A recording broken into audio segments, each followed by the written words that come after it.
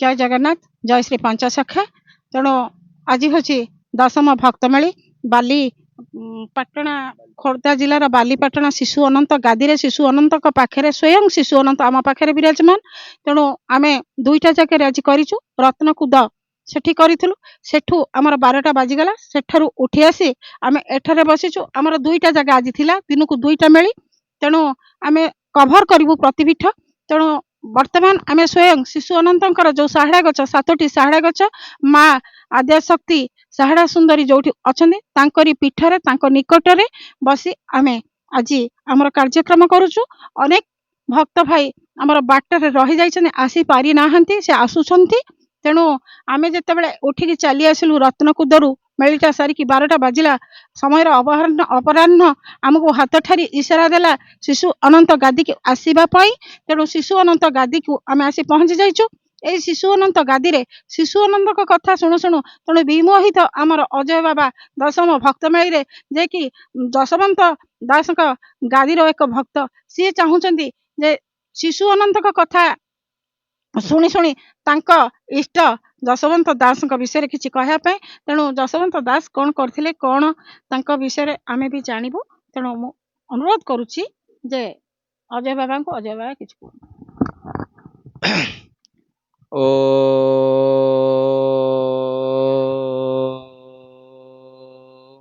ओम जय जगन्नाथ।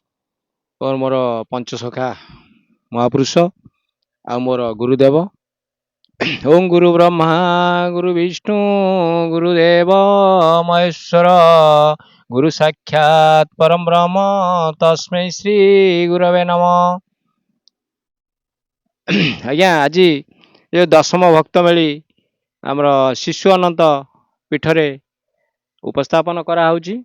आउ गोटे भी पूर्वर आम कर आसिलु धुंडुराम बाबा पीठरे। वर्तमान ये दशम भक्त मेली रे आज ये किसी महापुरुष कथा आम मैंने आलोचना करुचु। यही शिशु अनंत पीठरे आम बसीचु समाजित 5टी साहड़ा गछ पाखरे।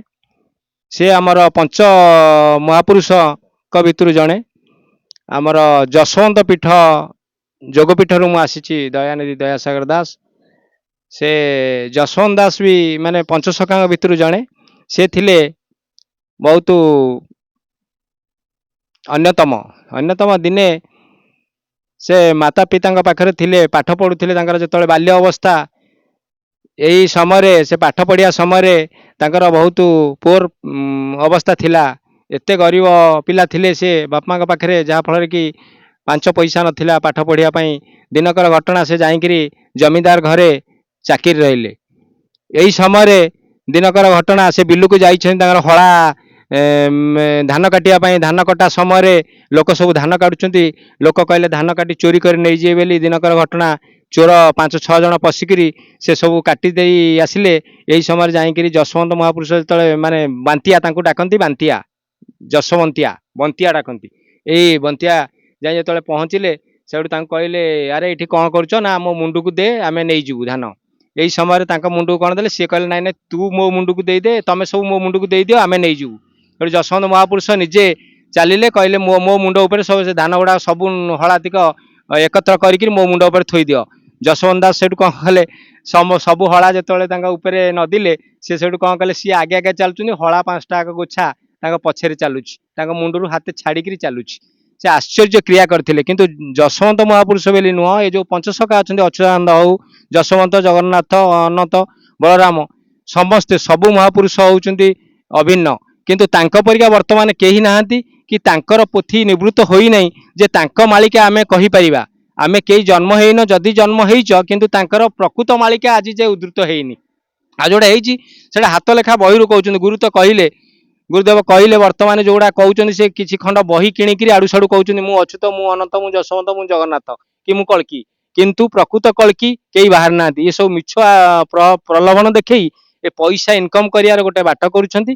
किंतु एगुड़ाक सब ठीक नुह। किंतु जदि प्रकृत देखिया को जीवा प्रकृत महापुरुष बा पंचसखा समय आसुची समय हेइनी।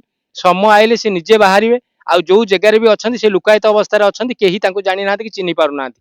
से यही गरीब बा गरीब श्रेणी बा आम शूद्र परिवार से जन्म नहीं ये जन्म नहीं किंतु तांको केही जानी नाहांती किंतु समय आसिले सब जानिबे।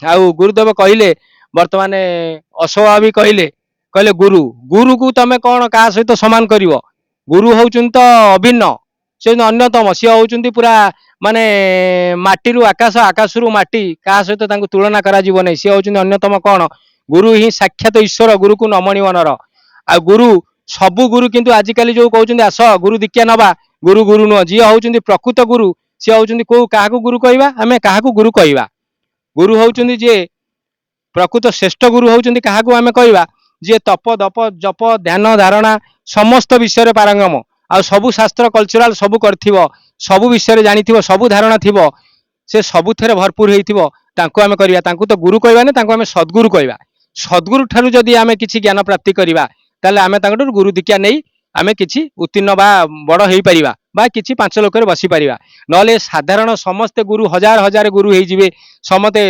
शिष्य कहलेनी आमे हेलुनु गुरु आसा आमे तुमको नाम देई देबु किंतु एगुडाक ठीक नु प्रकृत गुरु सीए नुह ये पंचसखांग परिका गुरु केही बाहर नांती कि बाहरिबेनी आ जी प्रकृत होउचुंती हमर सद्गुरु सी होउचुंती पंचसखांग नीति सदृश्य अनुकरण करिकि से चलचंती तांकु आमे गुरु कले आमे यथार्थ तांक ठारू किछि शिक्षा ग्रहण करि परिबा आ वर्तमान मु एति कहिबी वर्तमान हमर जो ये सब कलकी फलकी कहउचंती तांक ये रे केही बलवन न हई कि गुरु दीक्षा समस्त ठारू न नै प्रकृत सद्गुरु आपण खोजी चलंतु आ सद्गुरु ठारू जदि शिक्षा नेबे आपण किछि आगेइबे बा आमे किछि करि परिया जीवन रे नले एमिति हजार गुरु करिकि किछि लाभ एमिति नाही आज्ञा आ वर्तमान गुरुदेव कहले बा ये पवित्र कहले कहले वर्तमान सबु निज निज भितर अछि निजे निजुकु एक्चुअली निजे निजुकु चिन्हिले सब किछि जानिबो निज पाखरे सबु अछि गुरु कोउठी अछंती मठरे कोउठी अछंती बाबा कोउठी अछंती माने हमर जो जगन्नाथ बलभद्र ये मठ मंदिर रे कोन अछि देउळे देखिए देउळ को जीवा जदी सेठी आमे कोन को पाइबा